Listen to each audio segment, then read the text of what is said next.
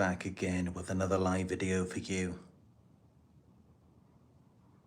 talking about how your departure haunts the narcissist mind. Even though they may act like they don't really care. They may have taken you for granted for such a long time. They may have seemed like they never even appreciated you. But think about it. They were still getting things from you. Your attention, validation, reactions, resources. All of this was supply. And you were fueling their false character. You were fueling the illusion. You were keeping it going for them. And they had opportunities with you where they pushed your buttons. They wired you in a certain way based on their own insecurities to where they could push a certain button in you, knowing that they would get a very specific reaction, which would then regulate them based off of their own insecurities. So as an example, they may be insecure about something physical, and then they'll go and point that out in you so that you no longer feel so confident about it, and then it regulates them because they're already on that wavelength themselves. That's already how they're feeling about themselves, and they just offload it onto you. Otherwise, they can't manipulate you. They can't make you feel a certain way. And for it to be very specific without it being deliberate. They'd have to have intended to do that. And so they wired you in that way. It was very specific. It was how they needed you to be based off of their own insecurities. And really, it's as simple as this. I mean, I could meet any one of you without ever even meeting the narcissist. And just from observing your life, the things that have happened to you, before you even tell me what they did, I could already tell you exactly what the narcissist in your life was insecure about. Because what they're insecure about, that's what they try to control in their target. That's what they try to affect in you. And so it's very easy to detect that. And so these are the things that they were using you for. They were using you as a source of supply to sustain them. Because they're not good enough for themselves. They were enough to sustain themselves. So they had to use you for that. And so you just got to think about it like this. Of course, when you leave the narcissist, they're going to be without all of those things. They're no longer going to have your attention, validation, your emotional reactions, your resources. They're no longer going to have all of these things. And that's why you may find that towards the end of the relationship, that's when they get very insecure. That's when some of them will rage, they will lash out at you. They will try to control you. Because of course, yes, they anticipate, they sense that they are about to lose certain things from you. Certain things that they once had. Certain things that they worked very hard to contain for themselves. They spent a lot of time grooming you, conditioning you. You were like a project for them. And they see that as an achievement, as something that they have worked towards. And I know that sounds crazy, but it's exactly how they think. It's normal in their minds. For us, our achievements, our hard work, that's, doing something positive, productive. Working on ourselves in a positive way. Becoming successful. For them, no, it's something else. Their idea of hard work and success is manipulating people, lying to them, deceiving them. conning them, stealing from them, having them in a trance, under a spell, and keeping them that way, even while they're devaluing them and ruining them. That's a narcissist's idea of hard work and success. And those are the efforts that they put into you. So of course, they don't want to lose all of that. And so, yeah, when you do depart, they become very afraid. But they want to disconnect from their fear. The last thing any narcissist wants to feel is fear or shame. They do not want to have to experience that. They're doing everything they can to avoid experiencing those emotions. So instead of going into the fear or the shame, it comes out as anger, which is a defense mechanism against those feelings of shame or fear that they are trying to avoid reflecting on. And that's why you see, when you depart, or if they know that you're going to depart, leading up to that time, they ramp up the abuse. And it's kind of like they're trying to mark their territory. They're trying to leave their mark, their stamp on you, because they see it as though they own you, as though you're their possession. They don't just want to let you get away, because you are like their trophy. And, in their own twisted way, you mean a lot to them. You matter, because you reflect back to them how powerful they are, superior, or even desirable. So they don't want to let that go. They want to hold on to that. Because especially, when they targeted you out of envy, they were looking at you as though you could patch up these holes in their facade. So of course what happens is, if they are to let you go, it then opens up those old wounds. And it keeps them wide open, because then you're getting away and they can't control you. And yeah, that's really all that we are to these narcissists, is that we're just these tools that they use to make them feel better about themselves. Whatever they're feeling insecure about, whatever they're going through, they just offload it onto us. They put us through it. And again, like I said, I can meet any one of you and know what the narcissist in your life was deeply insecure about. What they felt like they were deficient in, what they felt like they were missing. And I wouldn't even have to meet them, because the scars would show in you. It would be based off of what they've done to you. That's how I would know. And yeah, you can really get a very accurate depiction of the narcissist, the abuser, just by what they've done to the victim. That really tells you everything you need to know about them. Because these are coming from their thoughts, feelings, which then lead to behaviors. It then determines how they will affect you.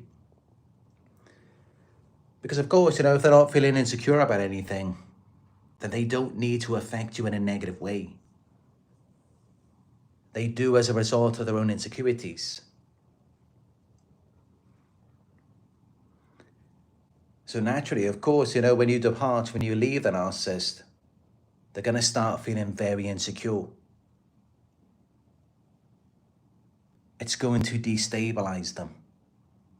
They're not going to have anything to prop them up, to keep them in the delusion.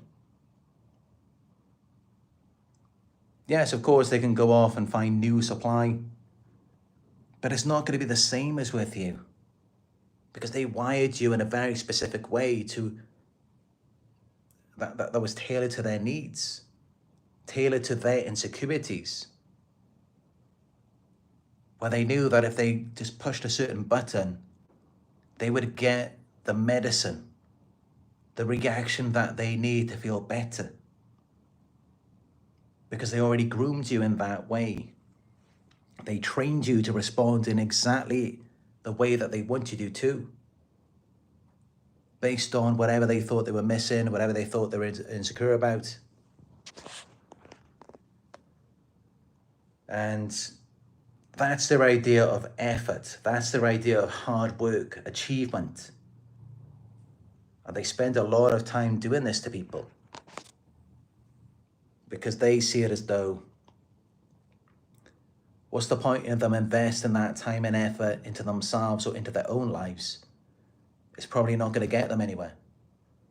So they see it as though investing that time and effort into manipulating and controlling you, that's always going to be the better option for them, because then they can get things out of you.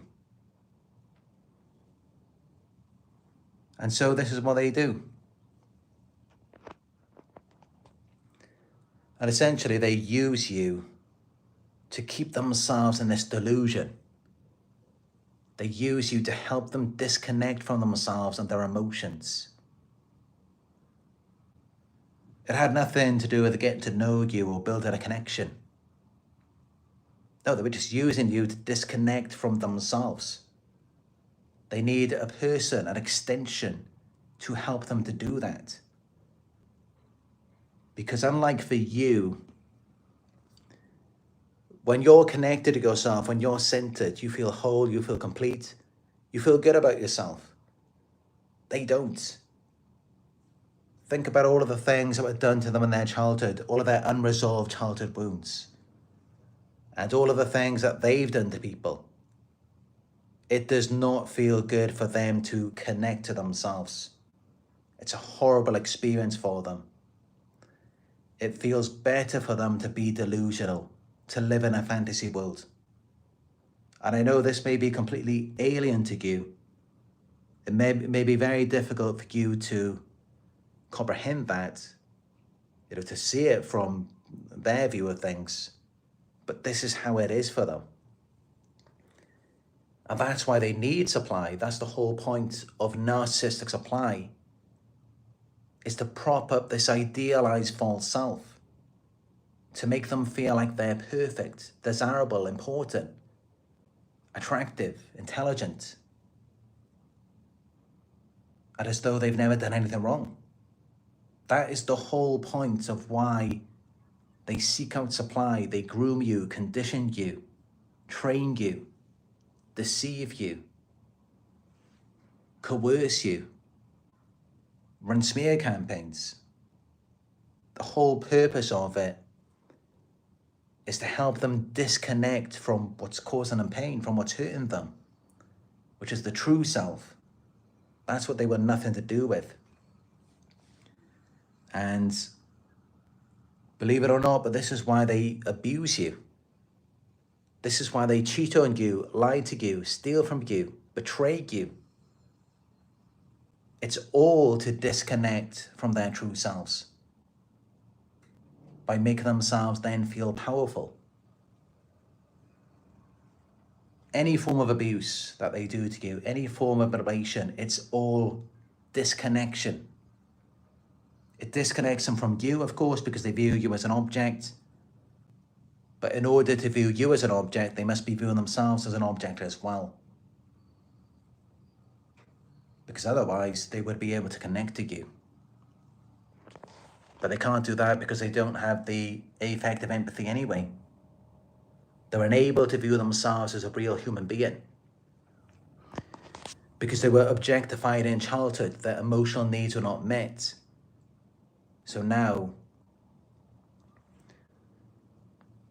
everything is about performance with them, but not actually a real performance, just making it seem that way. Making it seem like they're a good person. Making it seem like they're someone who tries. And of course, that's how they came across at the beginning, and that's what lured us in.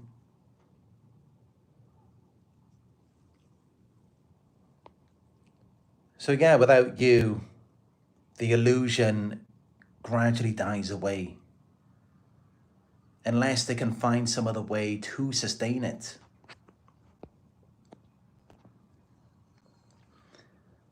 But this is why, you know, just like anyone coming off of any kind of drug, when you do depart, they begin to experience withdrawal symptoms. And that's when they may begin to obsess over you. They may start replaying every moment because they're just trying to regain a sense of control. They feel very insecure now that you're gone.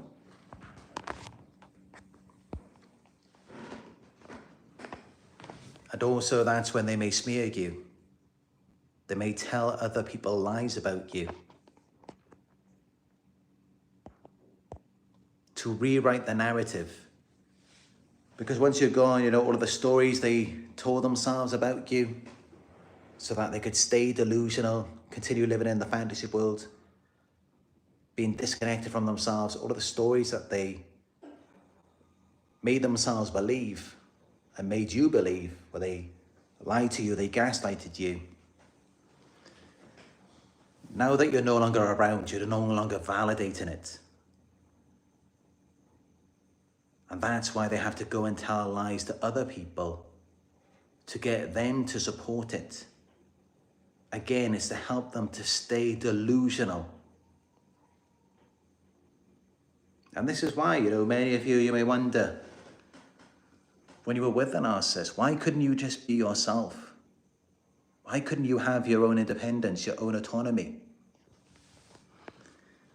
It's because they had to manipulate you, groom you, condition you into being who they needed you to be, into seeing them the way they wanted to be seen, to prop up this false character, to sustain the illusion. They needed to make you delusional as well. They had to brainwash you. And they could never let you deviate from that. They had to keep you thinking how they wanted you to think, feeling how they wanted you to feel, behaving how they wanted you to behave. Because of course, anything outside of that, it then challenges, opposes their false narrative about you and about themselves. So that's why they had to continue like that. And this is why when you do depart, they will be secretly watching your every move from a distance, because they don't want you to do anything that challenges the false narrative. It's very important that they keep you in this box and that you never get out of it. You have to stay under their control.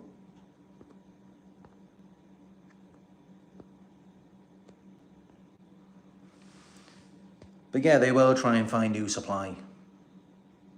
They will rush off into a new relationship to try and fill the void. But like I said, you know, it's not going to be exactly how it was with you. The way that they groomed you to be. Because they had you in a very specific way that made themselves feel better. Because of course, you know, since they have a false image, a false identity, they need to make you that way as well. They have to take you away from your passions, your interests, away from who you are, and kind of impose a false character onto you. And of course, you know, that's how many of you felt or still feel, is that you don't know who you are anymore. You're not doing the things that you used to be doing. It's like you no longer recognize yourself. And yeah, this is a very common sign of narcissistic abuse. I mean, I would really say that if you still know who you are, if you still recognize yourself at the end of the relationship, you probably weren't with a narcissist. Because that's one of the main things that they do, is they target your independence, autonomy, identity. That's like the number one thing they go after. That's the whole point of why they married you at the beginning. Because that was what they wanted from you. They wanted you to hand that identity, that energy over to them.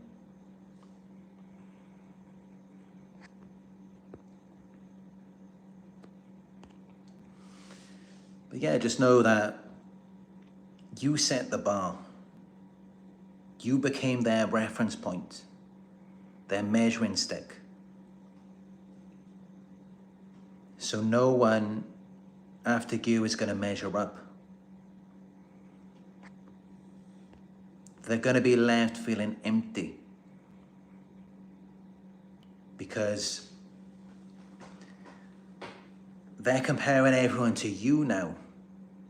So even when they get with a new person, they're trying to turn them into you. They are trying to turn them into whoever caused the narcissistic injury. Whoever didn't let them get what they really want. And that was you. This is why they mirrored you at the beginning. They wanted to get close to you and take on your characteristics, steal your identity. Because that was what they initially envied. They're drawn towards what they envy because that's what they're looking to take. But since they couldn't get it all from you, and you eventually woke up and they didn't get to finish the job, they didn't get to close the book, they didn't just get to use you up completely and throw you away. Because of that, now they look for you in someone else. This is what happens. Because they didn't get to finish you off. You figured them out too early. So they look for you in someone else now. Or they try to turn someone else into you. And they're never satisfied because no one ever measures up. No one is ever going to replace you. So yeah, they will be haunted by your departure. And they will be watching your every move, even if they are with someone new. But this is why so many of you, what happens is, you start to feel envious or jealous of them. You start to feel like you're missing out on something. You feel like they've got something with someone else that now you want, that you should have. Well, how do you think that happened? It's because they're just copying you. They're just going off acting like they're you, trying to turn the new person into you as well. And just doing something that you would like. So it's all just based off of you. It's actually nothing to do with themselves. And this is why they'll often post it up on social media to get your attention, your reactions, your validation. And they want you to support it for them. They have to get you to filter everything through them so that they can live vicariously through you. Because they can't get any satisfaction from it directly on their own. So they're going to get it from you. And this is why, they're constantly watching you, keeping tabs on you, to see if you're still going through it, to see if you're still suffering, to see if you do envy what they have now, to see if you do desire it, you do want it, you do long and yearn for it. Because then that gives them the cue, that gives them the fuel to keep going and having a good time with it. Knowing that you're filtering everything through them and now they can live vicariously through you. This is what they do. So, yeah, this is why you see, they constantly compare themselves to people on social media, constantly scrolling through their news feed, and then it's like, you have to do this for them. Like you have to buy them something, or you have to do a certain sexual position from porn or something, because they're constantly comparing things to what they see on social media or in movies or wherever they see it. They're constantly following trends. This is how this happens. And this is why, one of the best things that you can do Since you know they're going to be checking in on you, you know they're going to be looking for the next thing you're doing, version 2.0, you could just switch it up and just do something that's really going to spoil their stomachs. Because that will teach them. But yeah, they will be constantly watching everything you're doing. But they're going to be hoping that you're still suffering, that you haven't found the energy within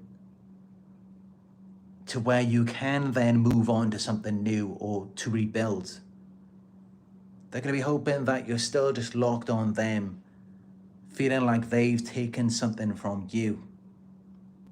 Because that's exactly how they want you to feel. They want you to feel like they're you now. And they're living the life that you should be living.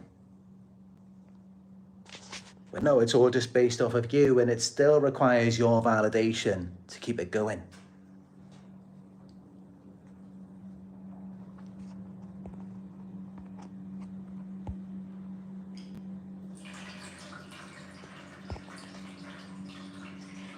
But yeah, it's not always that you have to do something that's going to irritate them or something that they can't copy or mimic. Just them seeing you thrive, seeing you grow, that's enough to leave them seething with envy. Seeing you moving on. Because they want you to stay stuck in that position, in that pit of misery where they left you, longing for what they took from you, or longing for what they appear to have with someone else. This is what they want.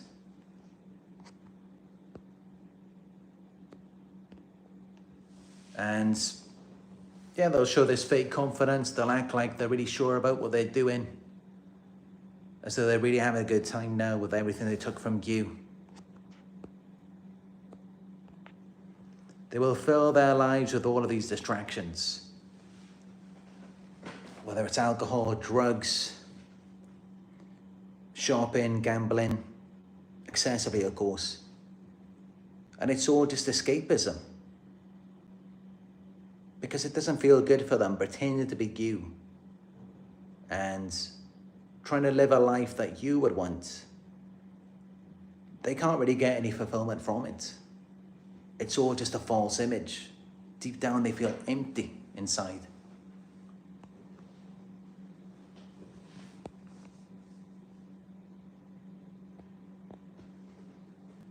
But yeah, they are talking about you more than they will admit. Talking about you to other people because it gives them supply. It makes them feel better to just have your name in their mouth. Because they're experiencing withdrawal symptoms from losing you, that supply. And so it feels good for them just to talk about you with other people.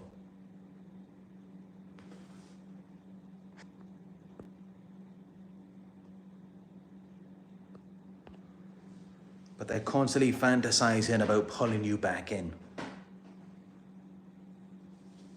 They're constantly fantasizing about how they're going to get you back, how they're going to get your attention again. They're just looking for weaknesses. They're looking for an opening. They're looking for something that you need so that they can fill that gap. They can be the solution to your problem.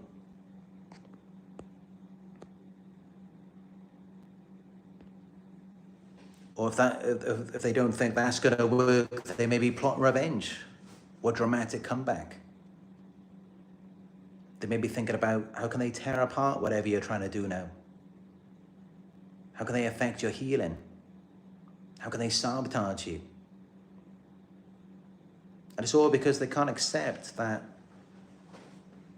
you're leaving them. They can't accept your departure. If this video is making sense to you so far, give it a thumbs up. Let's get it out there so that More people who need to see it will see it as well. I can't make this stuff up. This is what they're like. They can't stand you leaving them behind. They can't stand your freedom, your independence. They view you as an object that exists to serve them. And they expect you to be theirs for life, regardless of how they treated you. They view you as their possession. They think they own you. So they expect you to stick around and serve them. They feel very entitled to you.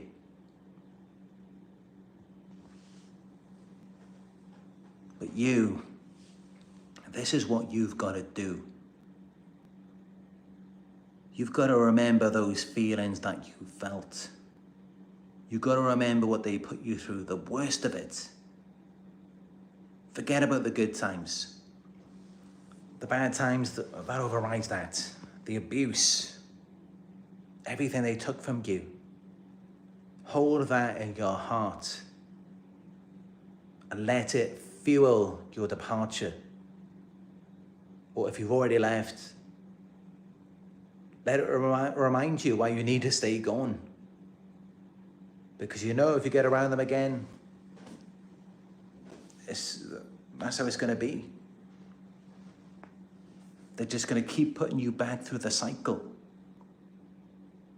They may love bomb you at first, but eventually they're going to go back to the devaluation. And it's never going to get better. They're always going to be like that. They're never going to change. They're never going to improve. And that's why, they don't want to see you moving on. It's this crabs in a bucket mentality.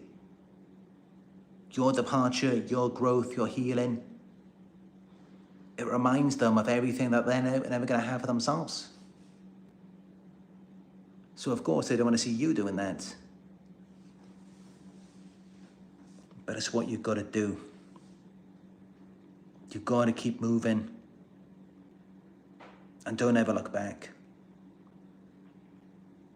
And try not to worry about what they're doing, because they will try and bait you in. They will try and post things up on social media if they think that you're looking. If they think that you're searching for answers. They'll make sure that they put something up on there. Something with the new supply. Or maybe a new car from the money that they stole from you. They'll come up with something. And it will be something that makes you feel tied to them, attached. Makes you want to keep going back to them for closure, answers. And they're just going to keep you in a loop. When you just got to think, no. I don't want to know. I don't need to know. None of this matters to me anymore. It's irrelevant. Who cares what this loser is doing now? Who cares who they're with? And just let it all go. But as soon as you do that, they will sense it. And they will come after you. Because everything they do is to try and keep you attached to them. Like I said, they need you to filter everything through them so that they can live vicariously off of your energy, your desire, your longing and yearning for something. That's what keeps them going. That's their fuel. You give their lives purpose, meaning. Without you, they feel empty. This is what they do. So as long as you're still laying in the pit of misery where they left you, they're going to be fine with that. They might come back now and again just to check that you're still suffering, that you're unable to find the energy or the confidence within yourself to keep moving. But yeah, as soon as they sense that you're slipping away from their control and you're no longer under their influence, then they're going to come back to you because they want to pull you back into that. They want to keep you under a trance as their puppet so that you keep validating them, making them feel powerful, desirable. making them feel like there's something. So this is their whole game. And I'm exposing it to you now, because I want you all out of the loop. And the best thing that you can do is depart and realize that you're not missing out on anything. You already got what they had to give.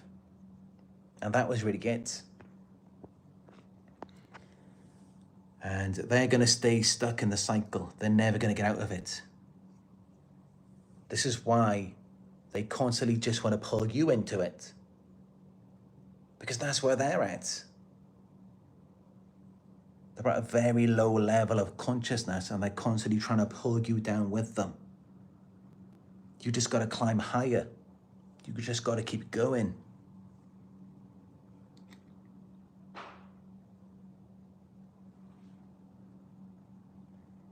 But yeah, let me know what you think about what I've said here.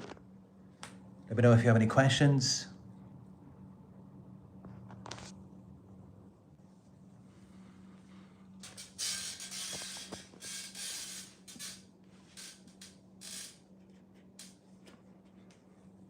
Drop it in the live chat.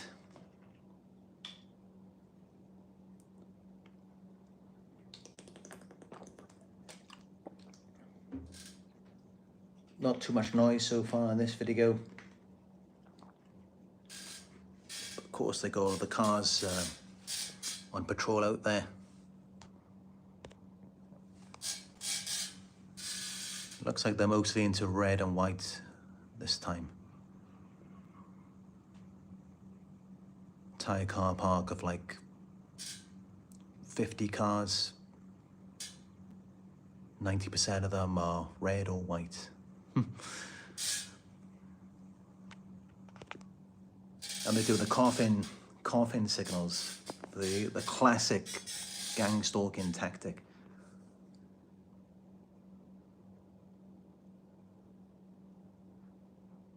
But yeah, I'm not too bothered about that. I mean, at this point, I haven't had really much sleep for the last 6 weeks since I got here in Malaysia. Probably averaged about 4-5 hours, if I'm lucky, a night. But despite that, I'm still going, putting the videos out. I'm still working about 10 hours a day on my channel, my business, and still doing the gym.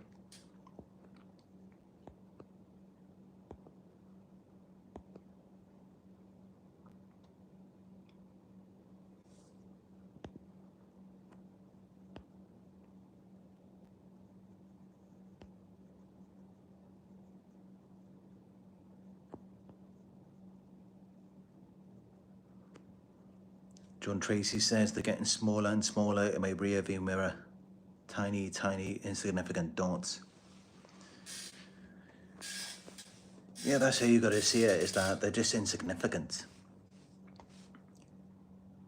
And, you know, that'll probably be their worst nightmare, is seeing you getting smaller and smaller in their mirror.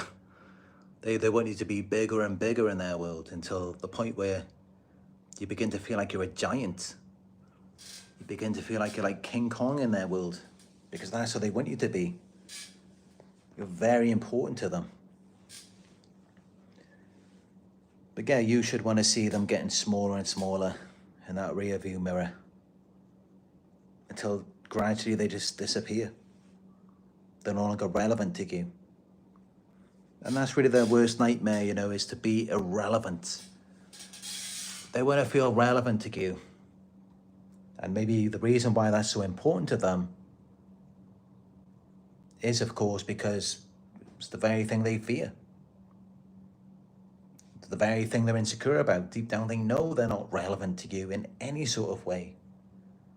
That's why they come with a mask and they manipulate you, they mirror you, they future fake, because they know that they're not relevant. And This is why they always project it onto you, and they always try to make you feel irrelevant, because that's exactly how they feel, especially now. They are relevant.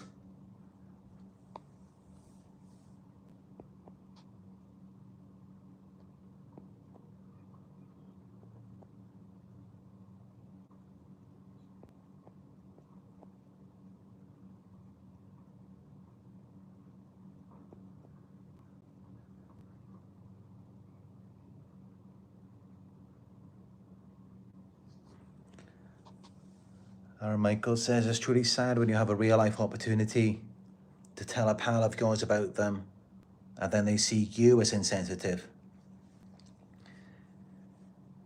That's how it can be sometimes. They think that you're the one causing the problem by saying these things about them, because they're not seeing what's been done to you. So then it just acts as more invalidation, more gaslighting. You need to talk to someone who really understands.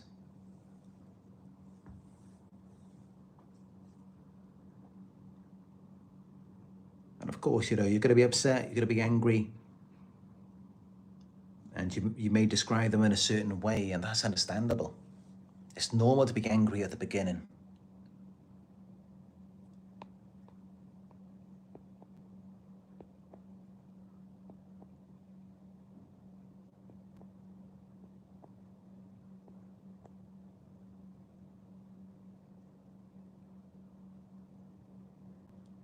Marisa Darajane asks, do they always stalk or spy on you, and how do you know if they've got a camera in your house?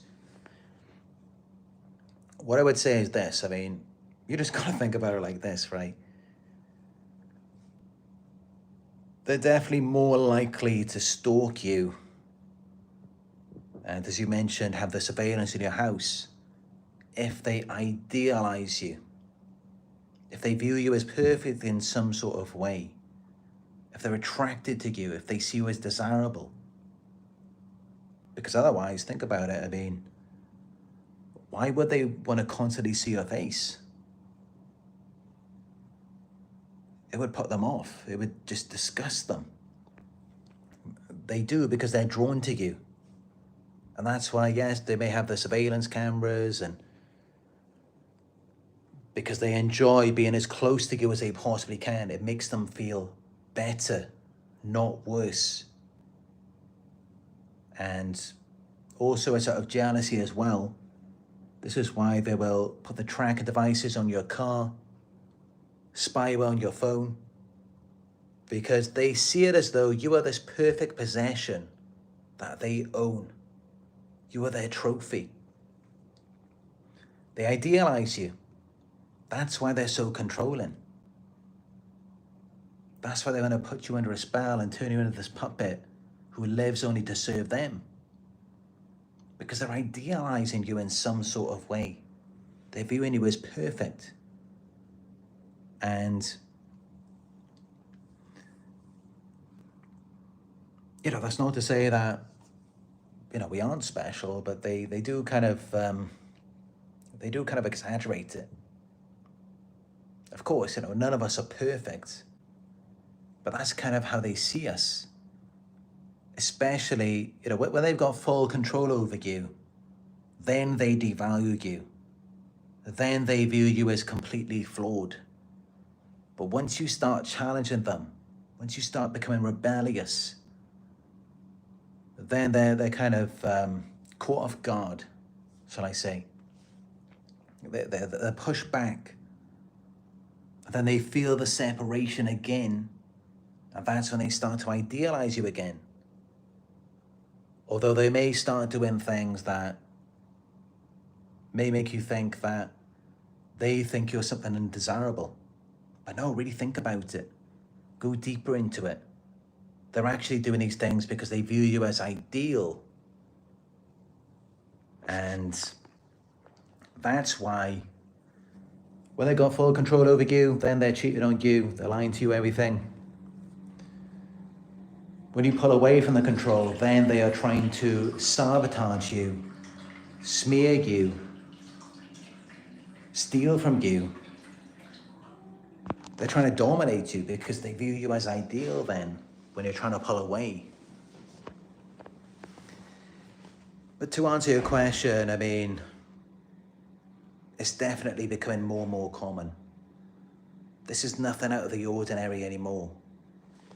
Yes, many narcissists are using stalking, surveillance cameras, tracking devices, spy on your phone.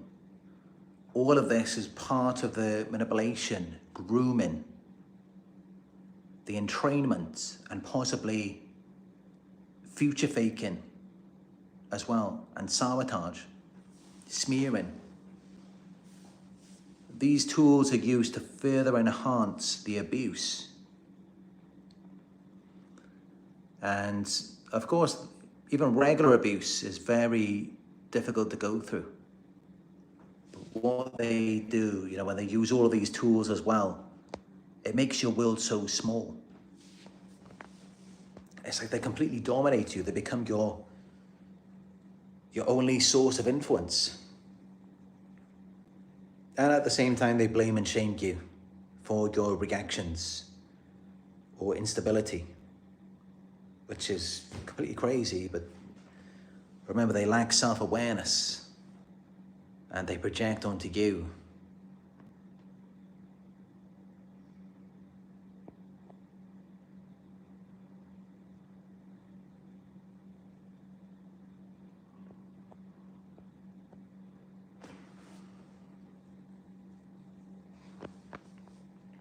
Mellow Nose says, my cat went missing after I confronted them. Try not to do too much, but I feel in my heart it was them. Yeah, you've got to be very careful with them and your pets or your children. I mean, I've heard things before where it's like,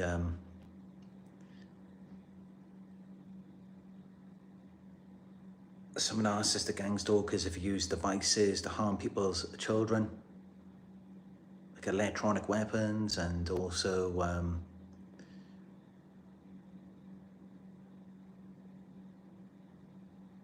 there was one person I heard from who woke up to their dead cat on their doorstep. So, there's no low that they won't go to. Nothing is out of bounds for them. There's no limits. There's no morality. They will do anything. They will do whatever they think will hurt you the most. When they're in that mindset, when they feel like they're completely worthless and inadequate, when they're feeling so much shame, they will do anything that they can. They will get so mad, and there's just so much pressure building up inside of them. They just can't contain themselves. They can't regulate. So they throw these tantrums, and they're really thinking in their minds, what is the worst thing I can do? But without being exposed or, without going to jail. That's kind of their mindset.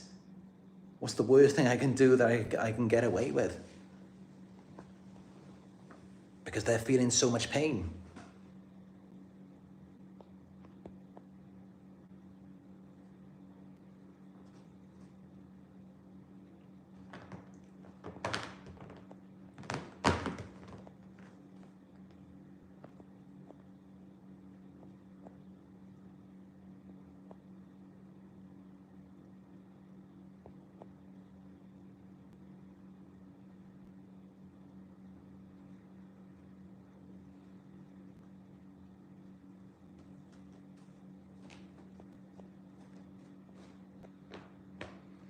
AT Live viewers, give it a thumbs up if this has been good for you so far.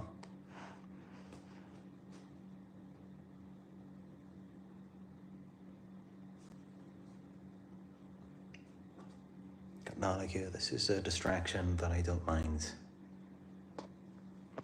I don't mind when Nala distracts me. Because this is real, pure energy.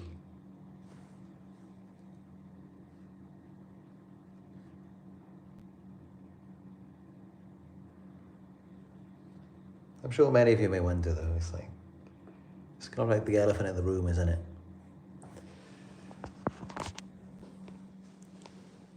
How can I have a cat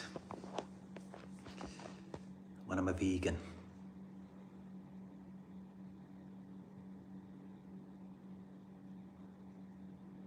Well, actually, I had Nala before I became a vegan. That was actually about a couple of years before. But despite that, you know, whenever I'm with Nala, I've always got chicken or fish on the shelves or in the fridge. And that's what I feed to her. But I don't know, you know, it's kind of like, although she is a predatory animal, and I'm a vegan, I'm against harm to animals, am I still not just doing what I should be doing? Keeping her safe, protected. Of course, by having her under my control, which is with me, she's not out there harming anything. At least not directly.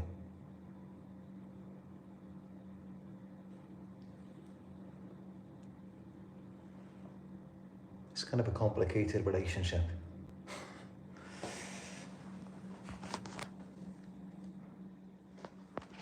But of course, you know, I do love my Nala.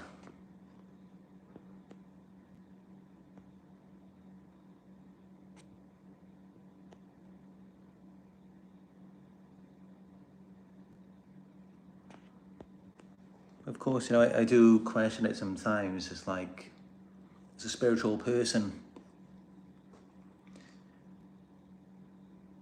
I just think sometimes, you know, if there is a God or the universe or whatever, how come there's so much pain and suffering in this world? And it's not that I'm thinking about my own pain that much. I mean, of course, you know, I've been through a lot in my life. Probably far worse than most people. As I've spoken about in some of my live videos over the past few months. But I see it as though, you know, I'm strong. I can handle it. But then I think about, what about other like innocent people around the world and animals out in nature who are quite literally getting ripped apart?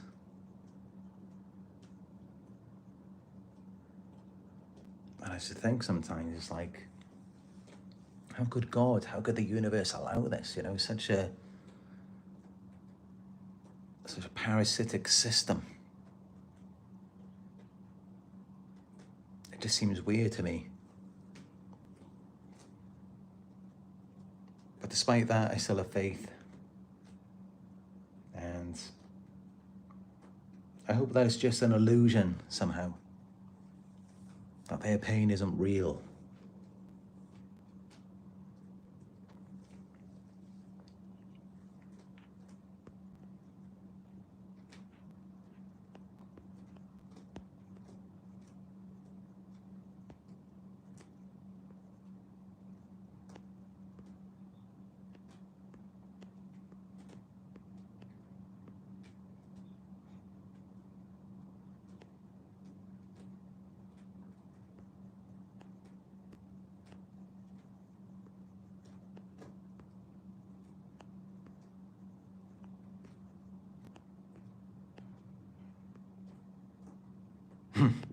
Matt Smith says, hidden cameras for what purpose exactly?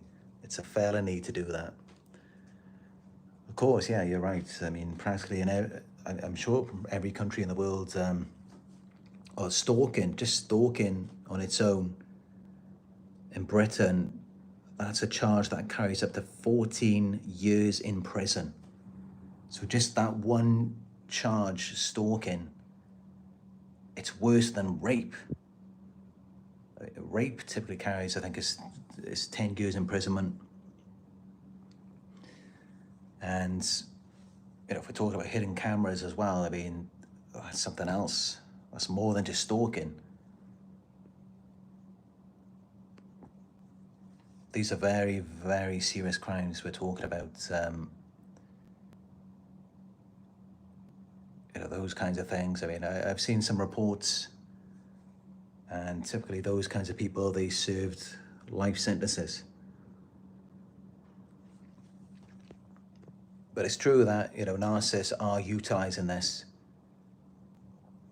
And, I've seen some evidence myself from some clients, and they install spyware on your phone, your computers. They watch you through cameras on your devices, listen to you through the microphones. They look at your internet history, your messages, phone calls. Sometimes they even have hidden cameras installed in your home. And an odd thing is a pattern that I've noticed. I've heard from many different clients that I've spoken to myself. And also I've seen many different videos on YouTube. It's a common thing, is that they always have, there's a separate camera in the bathroom. And I always, I shouldn't laugh, of course, this is very serious, but I do kind of find it funny sometimes. It's like, well, why do you want to watch them in the shower, in the bath, or on the toilet? But I guess it comes down to control and their possessive nature. So they want to see everything. They don't want to leave anything untouched, no stone unturned. They want complete possession. And it's just your presence, your aroma. They just want to bask in it, bathe in it. They just can't get enough of it. Because of course, when you threaten their control, they see you as powerful, as desirable. And I think this is really what it comes down to.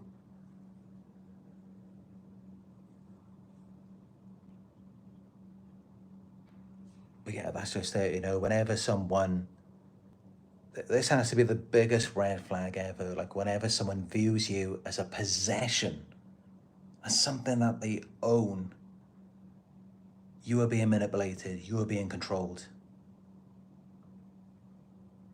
in some sort of way. And that likely escalates over time. No one should ever be seeing anyone as their possession. I mean, maybe, fair enough with a child or a pet. That's different. Yes, then you can see it as though it's something that you own until they get to a certain age and then they're independent. But when someone has this overly possessive nature over you,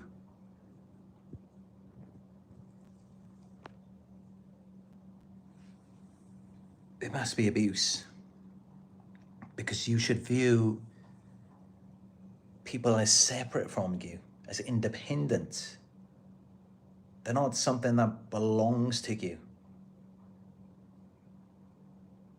They're not just like your little toy, your little plaything. But of course, this is how abusers think. They want to possess you, own you. And yeah, cameras and spyware and all these kinds of things, it just gives them more control. It makes them feel like they have that ownership. But yeah, that's definitely not right. It should never be that way. We should always own ourselves. I mean, these are our minds, our bodies. We own it. Nothing outside of you should ever own it.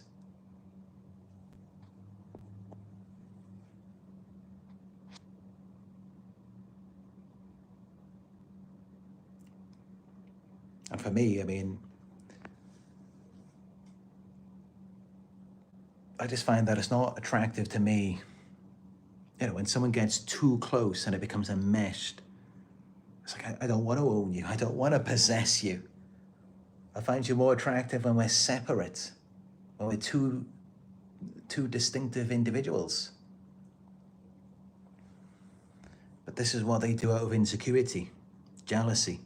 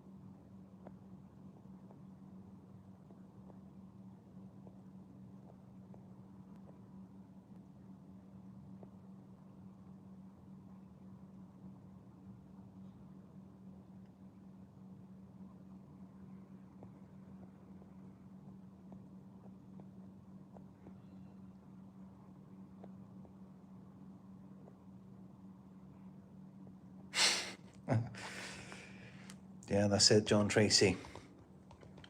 He says narcissist pets are generally used as props. That's it. They're just accessories. Just like children. They're just there to make the narcissist look good. They're just a part of the image.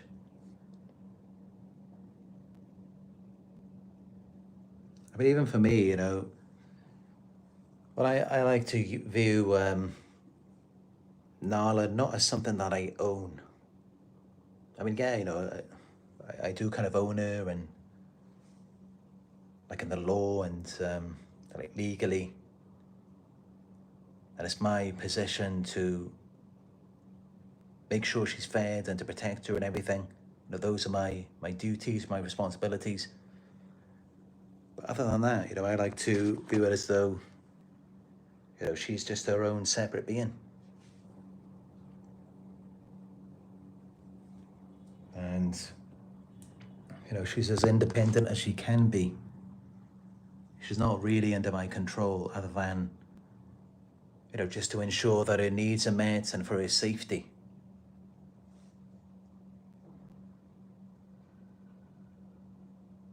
And I think that's a good way to be, is to encourage independence.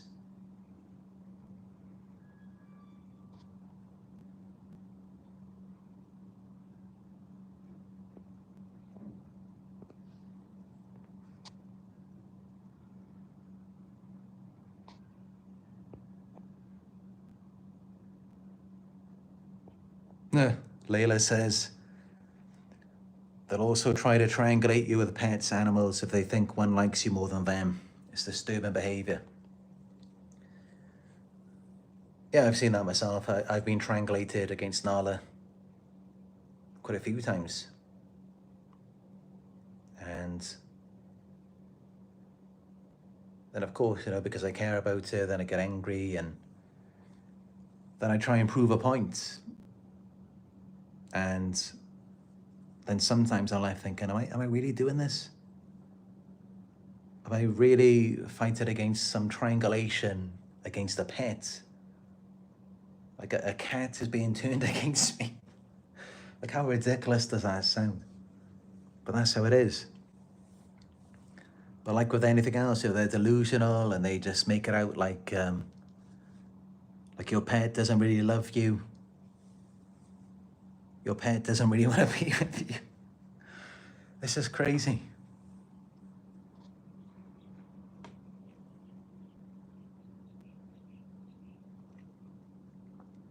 Sasha King says, have you ever seen them get their come up? I've never heard of this. They just keep moving on to the next victim. Yeah, they keep pursuing. That's all that they do. Nothing ever gets better for a narcissist. I've spoke to hundreds of clients. I've watched so many videos, read so many reports. They never succeed in anything. They never find peace. They never find happiness. They just go off looking for the next person to manipulate, cheat, deceive, abuse. And they just keep doing that until the very end. Nothing ever gets better for them. It doesn't work. Their way of thinking, it isn't practical. They never get what they want.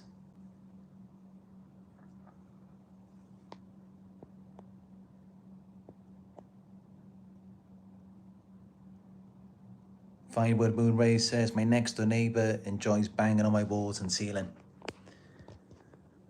Yeah, I know I'm not alone in that. I know there's many people around the world who, well, it's like this TV show we had in Britain, Neighbours from Hell. Millions of people watch that because it's so common. So many people are dealing with narcissistic neighbours.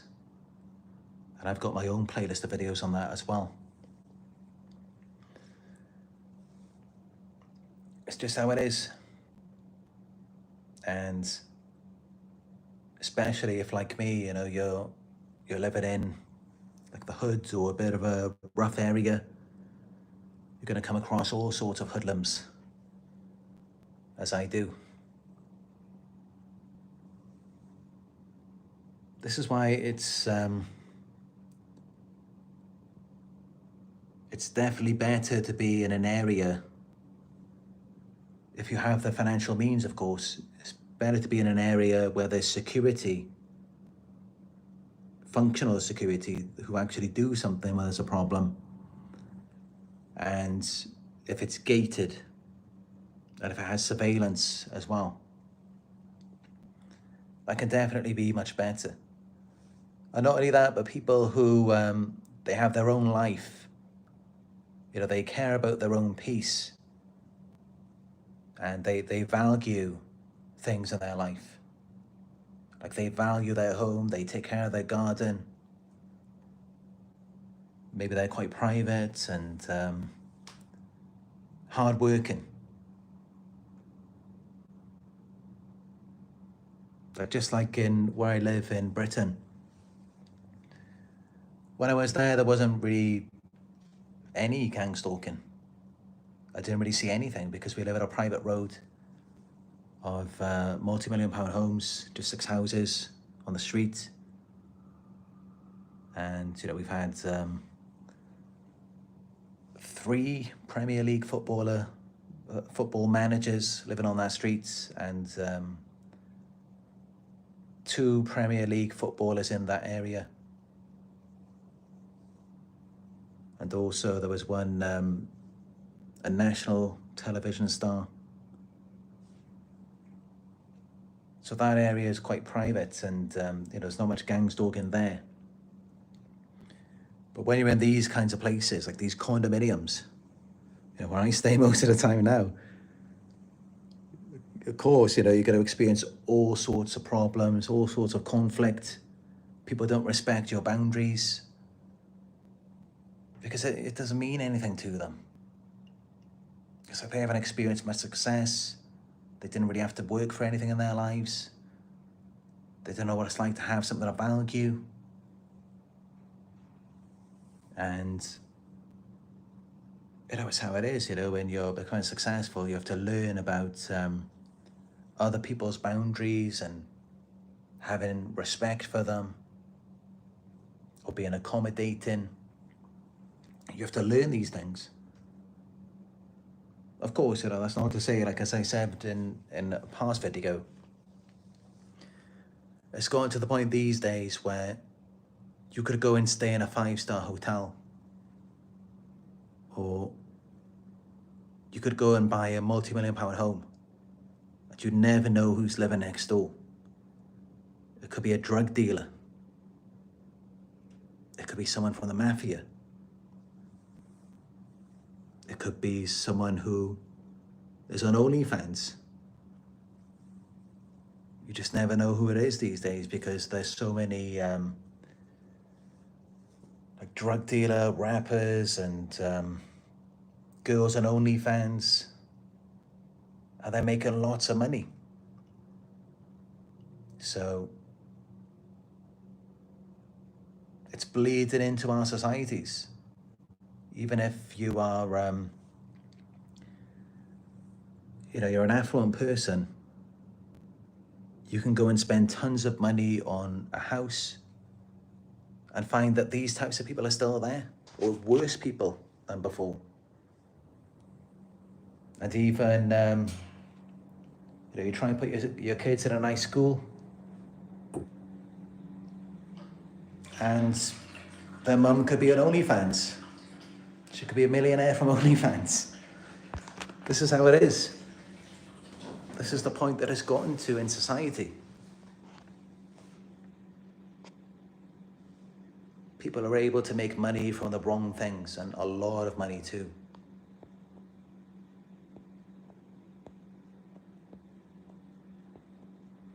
But yeah, if you can, of course, better to be in a gated area with proper security. Or where there aren't too many people living in that area.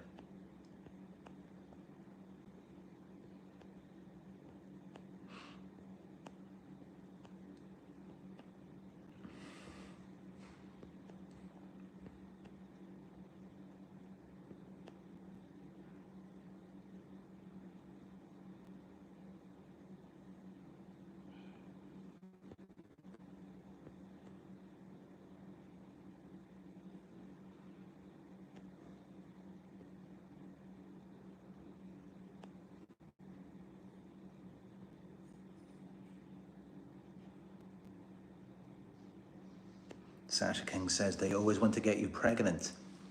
Mine was meeting him after 2 weeks. Yeah, it's crazy. I mean,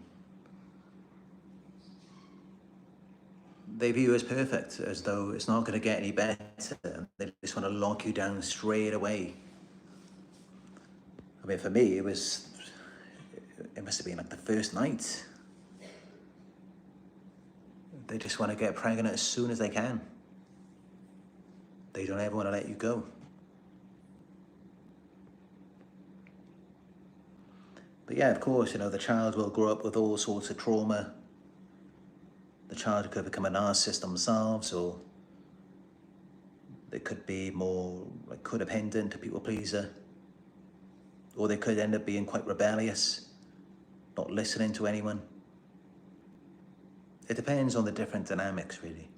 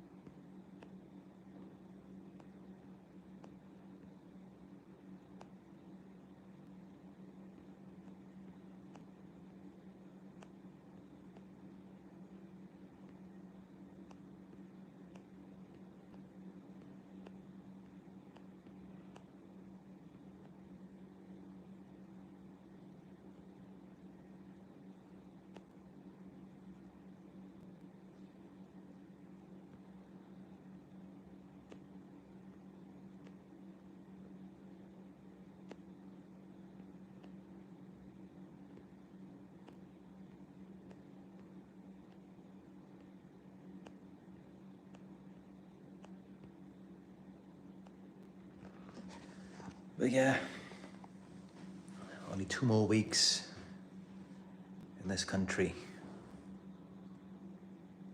and then I am off to Philippines. And I'm looking forward to that, you know, because I haven't really had a good experience here. Very rare. Like, it's mostly just been horrible. Just the people here are so toxic, and it's just not the kind of company I want to be around. Let's just say that. Just the energy, and you can just tell, you know. You can tell when someone is miserable, if they're just not happy about anything, and they just hate your positivity. They just want to stamp it out because their happiness is never going to be like that. And I just hate those kinds of people. I mean, you know, it's not that everything always has to be positive. I mean, yeah, you know, there's a time sometimes for, you know, for real talk. But, you know, some people just like poison trip you. They just drain the life out of you. You know, they're just so miserable. But also they're kind of delusional. They don't want to accept just how miserable they are. So they're just trying to make your life hell. But, you know, if you're aware, you're going to see right through it and just see that, no, it's not you. They're just miserable, angry people, and they just hate their lives. It's just as clear as that. Same as narcissists.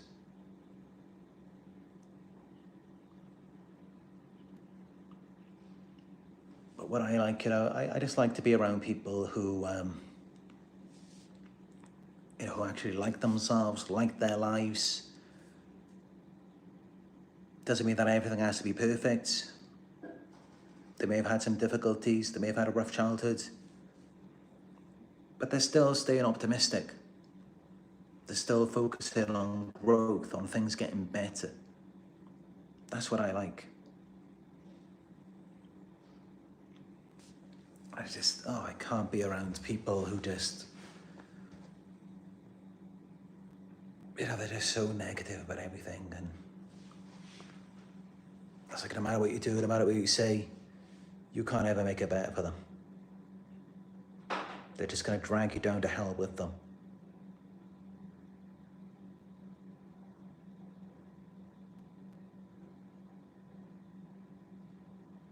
But for us, you know, it's always about moving forward. Onwards and upwards. That's what we've got to do.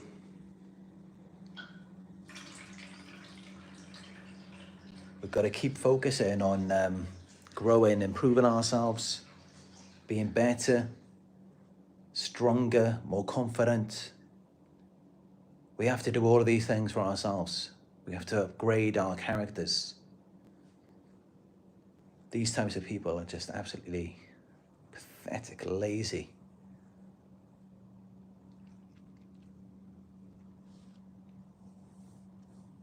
It's like they've given up on their lives and they want you to do the same.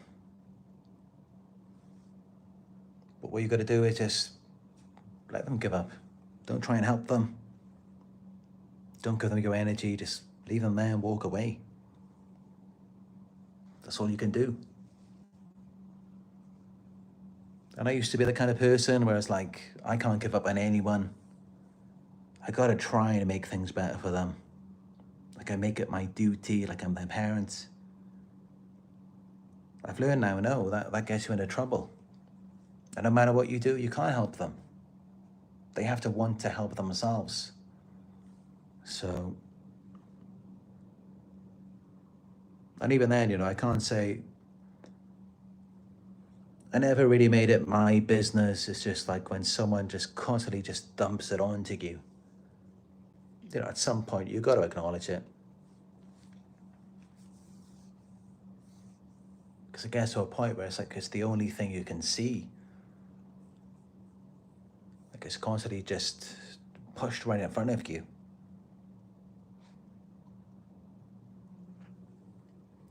But yeah, there's definitely people out there who do not want to grow. They do not want to make the effort to become better. And they're quite happy just acting like victims and just staying stuck in that state for the rest of their lives. Never growing. Just constantly being negative. Not taking the steps to improve themselves. And just bringing everyone else down with them. I could never understand that mentality. But you know, that's what we've all been dealing with, isn't it? And you've got to be careful because, you know, they all try and make you that way. And I really believe, you know, that's really their goal. That's really what they want at the end, is that to just cause you so much trauma, so many problems, so much confusion, to the point where you just can't even get out of it yourself. And you just give up. You just think it's just so bad. I can't ever accept it. I can't ever move past it. That's what they want. Because that's exactly what happened to them. They feel like their childhood, their past relationships or whatever, it was so bad that they can't ever be positive ever again. They will only pretend to be just so they can then just pull you down. And honestly, I can be compassionate towards that mindset, but it's like at some point you gotta move on. I mean, you can't just stay stuck for the rest of your life. And you gotta look at it like this. I mean, it could be two people who went through the exact same situation. They had two different mindsets. One of them just remained stuck in depression for the rest of their lives, never got out of it, stayed stuck in that same cycle. The other person had a different mindset and made something out of their lives. Became a person who they never could have been if they weren't so optimistic, if they didn't have that belief. And so these people, they really just bring it on themselves. They're their own worst enemy. They're just holding themselves back. And you just think, I mean, like I said about the two different people analogy, you imagine if someone else in their shoes with a different mindset, someone who's more positive about things, who got a completely different result. So really, they always lose in the end because they lack the courage. They lack the drive. Someone else would have made very different decisions and got a completely different outcome.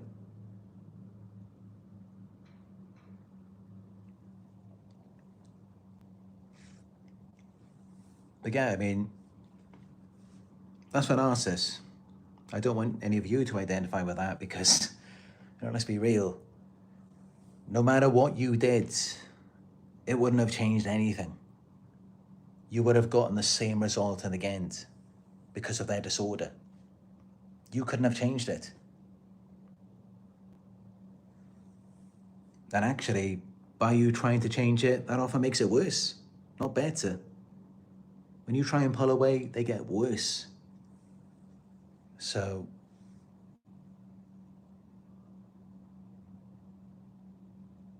practically nothing that we did would have led to any different outcome.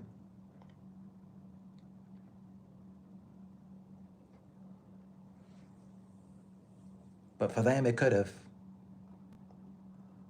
Things can get a lot better for us afterwards, of course, not while we're with them. But things could have gone a lot better for them. And it's really sad, they just threw their own lives down the toilet because of their mentality.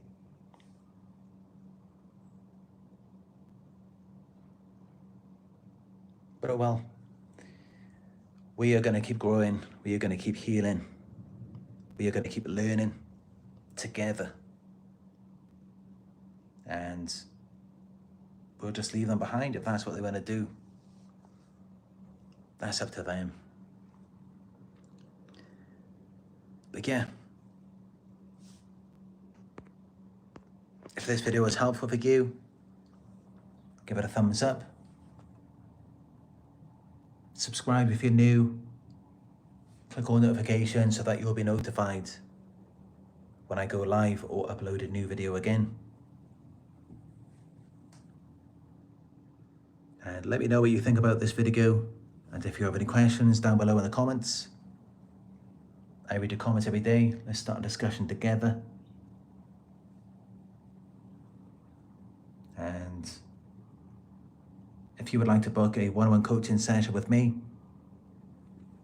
just go to my website. It is narcsurvivor.co.uk. If you would like to help support the channel, you're welcome to donate through paypal.me/narcsurvivor. And you can follow me on my Instagram. It is Narc Survivor YouTube. Not much new content lately since I've been in Malaysia. Not really much to do here, and I just can't really be bothered to go out anywhere, to be honest. Not my kind of vibe. But I'm sure, when I get to the Philippines in 2 weeks, it's going to be more new experiences. And I'm just looking forward to it.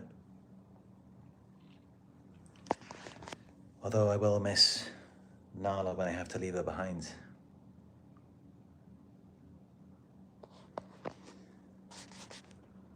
Again, thank you for your support. Thank you for joining me on another live. And I look forward to speaking with you in another one